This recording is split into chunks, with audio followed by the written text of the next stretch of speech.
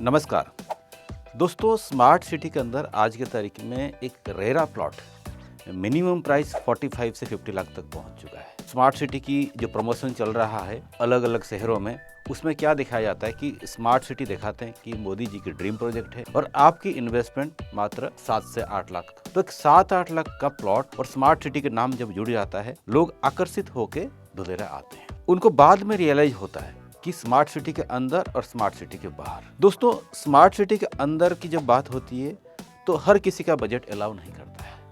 जब बाहर जाते हैं उन्हें 8 लाख 9 लाख में प्लॉट मिलता है, या जो बेचने वाला क्या कहते हैं, सर आप इसको लेके लंबे टाइम तक छोड़ दीजिए और अच्छा पैसा आप कमाओगे। तो तभी मुझे कई सारे फोन आते हैं, क्या बोलते हैं कि सर हम लोग एक प्लॉट देखे हुए हैं स्मार्ट सिटी से 10 किलोमीटर दूरी पे और वो प्लॉट हम लेने के लिए मूड बनाए हैं। फिर मैं पूछता हूँ कि वहाँ पे सर कोई ग्रोथ है या आने वाले टाइम पे ग्रोथ आएगा? तो उनकी क्या आंसर होता है? उनकी आंसर होता है कि सर हम लोग प्लॉट जो वहाँ पे ले रहे हैं उसको अगले 20 साल तक मुड़ के भी नहीं देखना है, यानी लेके छोड़ देना है, तो हम ले सकते हैं। तो देखिए दोस्तों, ये जो लॉजिक है, ये जो डायलॉग है, आजकल मैं बहुत सुन रहा हूँ। क्या सुन रहा हूँ? अगले 10-20 साल तक मुझे नहीं देखना है, मुझे कम से कम रेट में एक प्लॉट धोलेरा के आसपास दे दीजिए, मुझे विजिट भी नहीं करना है। दोस्तों, इसी के कारण कई सारे इन्वेस्टमेंट धोलेरा के आसपास भी डेड इन्वेस्टमेंट में परिवर्तन हो रहे हैं। तो आपको 20 साल तक छोड़ना है, 10 साल तक छोड़ना है, यह बहुत बड़ी बात है और बढ़िया बात है। लेकिन आप यदि प्लॉट या लैंड पार्सल उस लोकेशन पे ले लिए जहाँ पे मार्केट प्राइस 15 से 2000 और आपने खरीद लिए 6000 में, यानी ओवर प्राइस्ड का सौदा आपकी हो गई, तो क्या हुआ? आपकी जो प्रॉफिट आपको आने वाले टाइम पे मिलने वाला था वो आपको नहीं मिलेगा, यानी आपके डीलर या आपके डेवलपर लेके पैसा चला गया। तो आपकी जो इन्वेस्टमेंट है उसी बाजार में 4-6 प्रॉपर्टी से जब कंपेयर करेंगे, आपको एक सस्ता rate as compare to other property जब मिलेगा, तब आपकी इन्वेस्टमेंट होनी चाहिए। दूसरी जो बहुत बड़ी चैलेंज है वो है इंफ्रास्ट्रक्चर या कनेक्टिविटी। आज के तारीख में धोलेरा स्मार्ट सिटी के बाहर कई लोकेशन पे आप जाओगे, आपको दूर दूर तक गांव दिखेंगे और गांव की छोटा सा रास्ते के किनारे ढेर सारे लैंड पार्सल जहां पे खेती होती है, और वहां पे बिल्डर का एक बोर्ड लगा रहेगा, जिस बोर्ड के नीचे आपको प्लॉट दिया जाएगा। तो आपको देखना है कि आज की तारीख में वहां तक जाने का क्या कनेक्टिविटी है और आने वाले टाइम पे क्या कनेक्टिविटी वहां पे आएगा।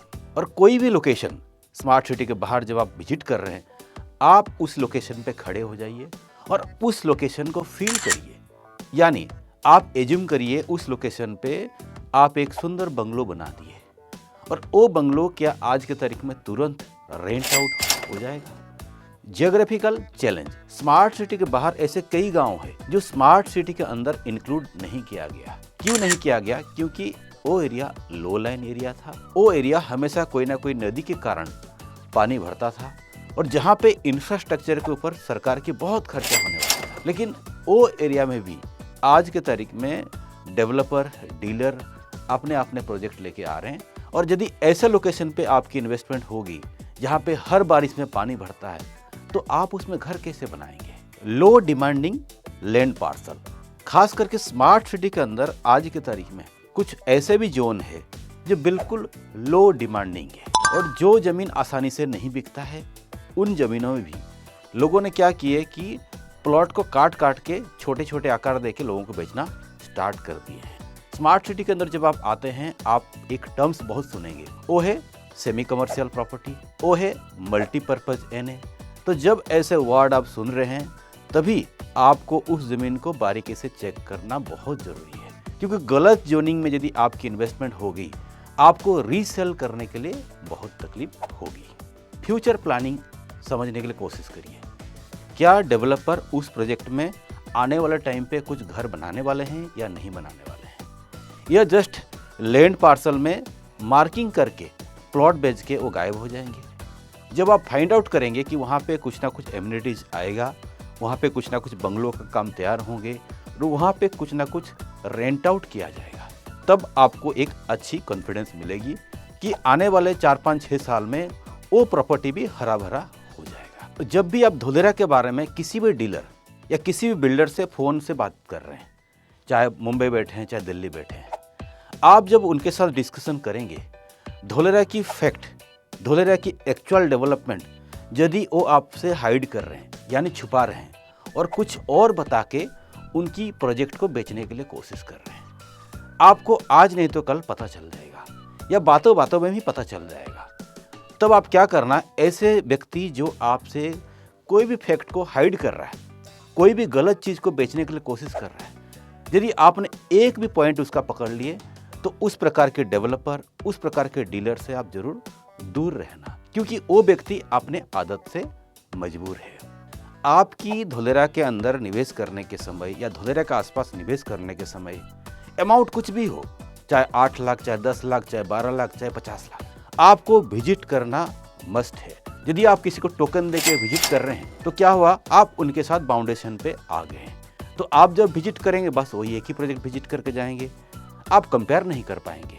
तो आप जब स्मार्ट सिटी को विजिट कर रहे हैं तभी उन लोकेशन पे भी जाइए जहाँ पे आप प्लॉट देख रहे हैं और उन लोकेशन पे जाके उसको बारीकी से स्टडी करिए। यदि ज़रूरत पड़ता है अहमदाबाद में 2-3 दिन रुकिए, लोकेशन को स्टडी करिए। स्टडी करने के बाद यदि और एडवांस स्टडी करना है तो आप कोई भी लीगल बंदे को हायर करिए जो टेक्निकली आपको गाइड करेगा, यानी टाइटल सर्च रिपोर्ट के बारे में बताएगा। फिर यदि और समझना है तो धोलेरा SIR का जो टाउन प्लानिंग अधिकारी है उनको भी आप मिल सकते हैं, क्योंकि आपकी लाइफ की बड़ी अमाउंट आप धोलेरा में निवेश करने के लिए आ रहे हैं, चाहे अंदर चाहे बाहर। क्योंकि यदि बाहर भी डालते हैं हम 8 से 10 लाख, 8 से 10 लाख भी कमाना बड़ी तकलीफ वाली बात है। तो इतनी बड़ी भी अमाउंट जब आप डाल रहे हैं तो एटलीस्ट 2 दिन तो आपको धोलेरा के लिए देना चाहिए। और जब एंटायर एरिया स्टडी करेंगे, कंपेयर करेंगे, 2-4 मैच्योर कंसल्टेंट के मिलेंगे, 2-4 बिल्डर के मिलेंगे, तब आपको एक सही लोकेशन दिखेगा या समझ में आएगा।